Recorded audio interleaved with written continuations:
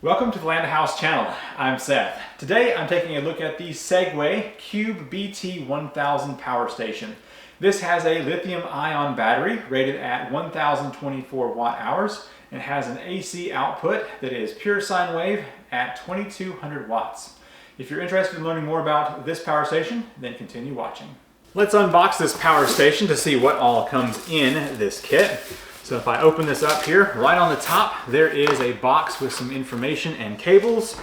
I can pull out the protective packaging foam there and go ahead and get the power station up out of this box.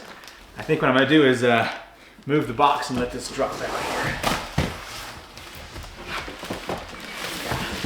Let's take a close look at the Segway Cube 1000.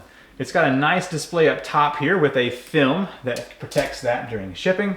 There are 3 AC outlets rated at 2200 watts. To turn these on, you press the AC out button right here. Moving on, there is 2 barrel plugs up here, 13.6 volts, 5 amps that can charge a DC load. Over here is where you'll find the car charging port.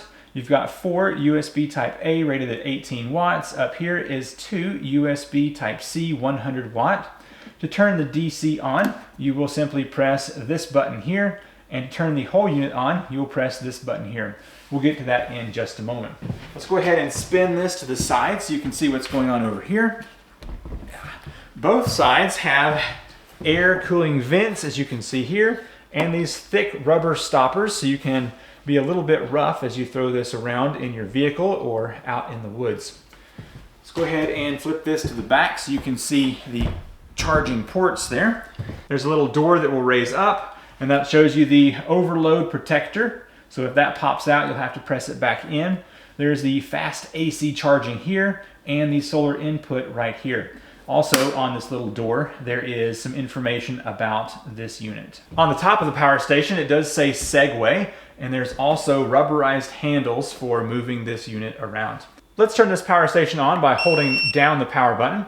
It was shipped at 69%, and that will run at 99 hours right there with no output. If I push the AC on button, it will turn on the AC output at 60 hertz. It'll run that with no load for 65 hours. I can press the DC right here, and it will show the DC is now on, and it'll run that for 34 hours just sitting here with nothing going on. I've got a 200 watt LED panel that will be sensitive to whether it is a pure sine wave or a modified sine. If it flickers, we know that this power station is using a modified sine, but it advertises a pure sine wave. So let's find out what this is going to do here. All right, the light is on, and it is not flickering at all, which means this is actually a pure sine wave inverter. We have 220 watts out, and it'll run this for 2 hours on the current battery charge. And just for an example, there is 0 flicker with that light. With the work light going at 220 watts, I'm also going to plug up this small router and see how well this power station handles a startup load that is pretty significant. So let's go ahead and turn this on and see what happens.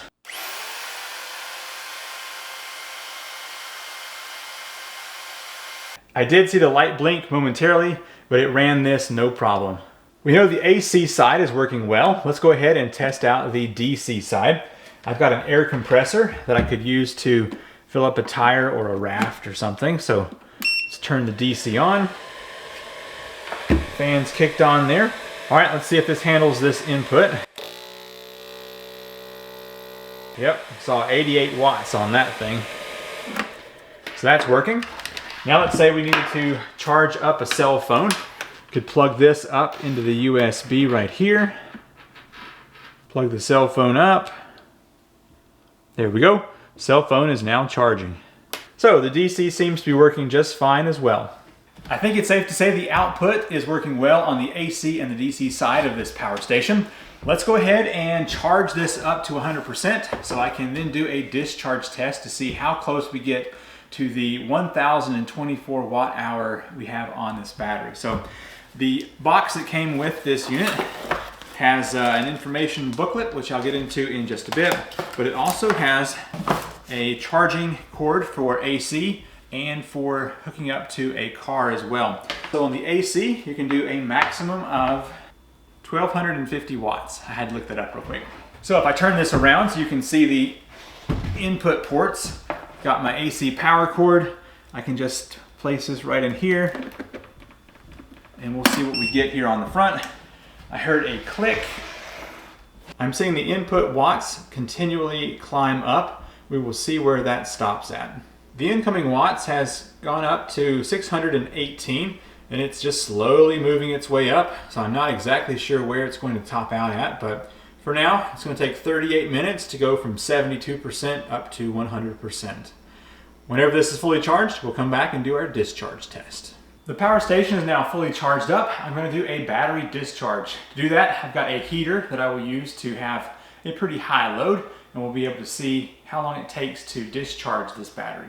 To run this discharge test, I'm going to turn the power station on. We're at 100%. I'm going to turn on the AC output, plug up this meter, do a reset here.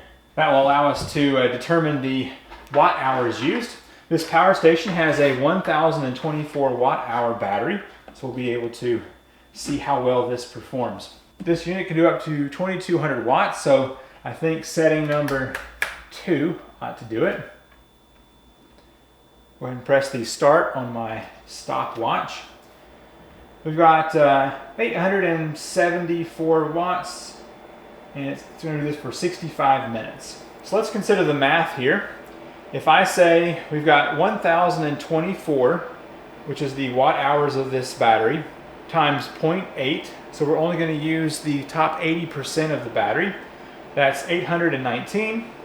And if we divide that by the 865, so I say that the math says this should run for 0.9 hours. Well, the unit just stopped at 3% and we were at 58 minutes. So let me go ahead and pull the meter off of here and we will see at what point it stopped producing. Let me plug it up to the wall and see what our watt hour value is.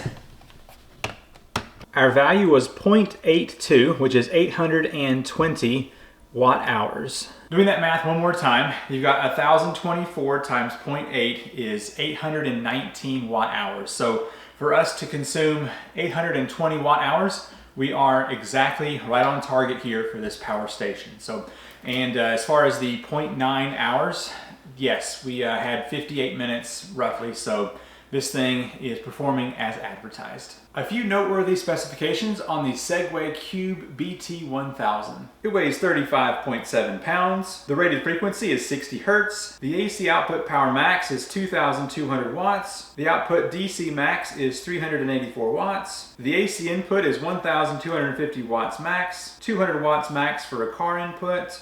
Solar input is 800 watts max. The inverter is pure sine wave. And that concludes the basic overview of the Segway Cube BT1000 power station. This battery has passed the discharge test and seems to be right on spec.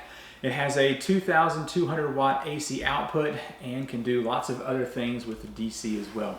If you want to check out more information on the Segway power station, I will have a link in the description down below. Thanks for watching, and I will see you in the next video. Bye.